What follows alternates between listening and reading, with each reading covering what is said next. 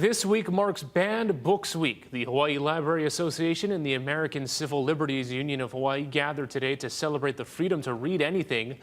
Although there's no list of books banned statewide in Hawaii, some other states have banned books, such as Beloved and The Catcher in the Rye, because they claim the books have negatively impacted youth. Libraries are more than collections of books or repositories of books. They are bridges to the beating heart of the stories within us, the beating heart of stories that are written by real people, representing real communities. This week is not just about books, but it's about voices. They help shape the understanding of our world and ourselves. It's a time to reflect on the stories that some have tried to silence. And it's a time to stand up for the rights of our community. Banned Books Week was started in 1982 by the American Library Association.